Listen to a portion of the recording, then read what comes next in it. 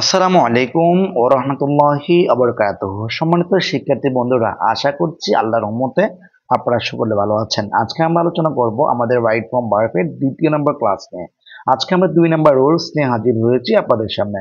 2 নম্বর rules আমি দেখতে পাচ্ছি, নিচে দেওয়া শব্দগুলো কোনো সেন্টেন্সে থাকলে ওই বাক্যটি বা ওই সেন্টেন্সটি প্রেজেন্ট ইনডিফিনিট টেন্স হয়।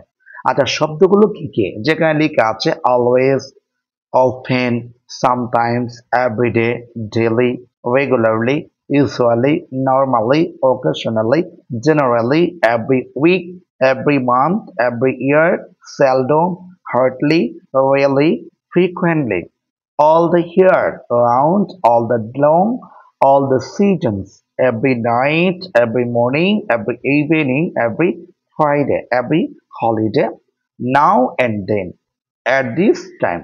এই শব্দগুলো যদি কখনো কোনো বাক্যের শুরুতে বা মাঝখানে বা শেষে আমরা যদি এই বাক্যগুলো খুঁজে পাই, তাহলে কি কোন টেন্সে নিতে হবে?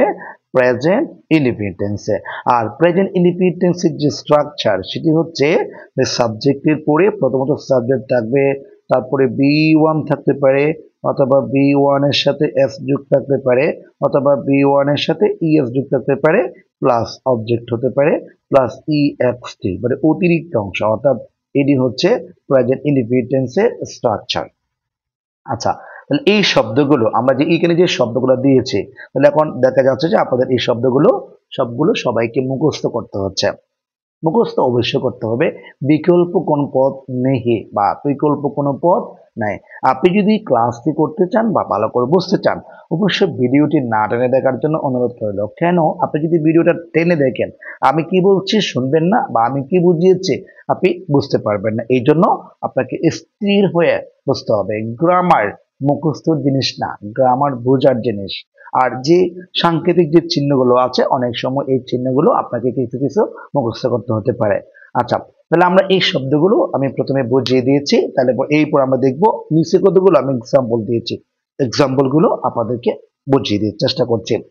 আচ্ছা, এরপরে আমরা দেখে নেব যে প্রথমত এক্সাম্পলে হি অলওয়েজ রিড বলেছে। যেহেতু অলওয়েজ আছে, এই অলওয়েজ থাকার কারণে আমাকে বাক্যটি কোন টেন্সে নিতে হবে? প্রেজেন্ট ইনডিফিনিট টেন্সে। যেহেতু প্রেজেন্ট ইনডিফিনিট টেন্সে নিব, ভালো কথা, ঠিক আছে। তবে তার আগে আমরা দেখবো সাবজেক্টে কি আছে। Subject to third person singular, always থাকুক না সমস্যা নাই, কিন্তু ভার্বটির সাথে আমাকে কি যোগ করতে হয়? এস বা ইএস যোগ করতে হয়। আমরা আমাদের 1 নম্বর নিয়মে বা পড়েছি। তাহলে এটার আনসার যদি আমি করতে চাই, কেমন হবে? রিডস হবে। কেন রিডস হবে? আমরা জানি কি, প্রেজেন্ট ইনডিফিনিট টেন্সের সাবজেক্ট যদি থার্ড পারসন সিঙ্গুলার নাম্বার হয়, মূল ভার্বের শেষে এস বা ইএস যোগ করতে হয়, ঠিক আছে। আচ্ছা, এরপর আমরা কি করতে পারি? যেমন বি নাম্বারে আছে রহিম, এখানে বলেছে গো, এখানে লিখে আছে রেগুলারলি। রেগুলারলি শব্দটি থাকার কারণে আমাকে এটা কোন টেন্সে নিতে হবে? প্রেজেন্ট ইনডিফিনিট টেন্সে। আর প্রেজেন্ট ইনডিফিনিট টেন্সে এই যে রহিম যেহেতু থার্ড পারসন সিঙ্গুলার, আমাকে ভার্বের সাথে এস বা ইএস যোগ করতে হবে। আমি পূর্বের ক্লাসে বলেছি, যেমন গো, এই গুড শব্দ শেষে ও আছে, ও এর পূর্বে যদি একটি কনসোনেন্ট থাকে, তাহলে সেটার সাথে আমাকে ইএস যোগ করতে হবে। তার মানে এখন কি হচ্ছে, এই দুইটা গোস হয়ে যাবে। এর আনসার হচ্ছে গোস।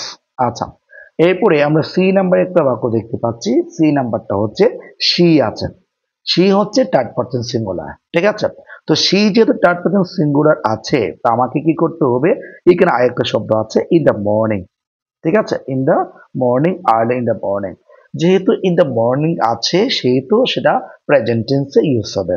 তো আমরা যদি প্রেজেন্ট টেন্সে ইউজ করতে চাই, তাহলে এখন এখানে যেটা গেট আছে, ওটা গেট হবে না, সেটা গেটস হয়ে যাবে। কেন? আমরা জানি কি, সাবজেক্ট যদি থার্ড পারসন সিঙ্গুলার নাম্বার হয়, প্রেজেন্ট ইনডিফিনিট টেন্সে মূল ভার্বের সাথে এস বা ইএস যোগ করতে হবে। তাহলে আমি ক্লাসটি আপনাদের বুঝতে পারলাম। তবে যাওয়ার পূর্বে একটি কথা বলে রাখি, ক্লাস যদি ভালো লেগে থাকে, অবশ্যই আপনার ফ্রেন্ড সার্কেল যারা আছে সবাইকে ক্লাসটি শেয়ার করার জন্য বিশেষভাবে অনুরোধ করছি। তো আজকে এখানে শেষ করছি। সবাই ভালো থাকবেন, সুস্থ থাকবেন। আসসালামু আলাইকুম ও রহমতুল্লাহি ওয়া বারাকাতুহু।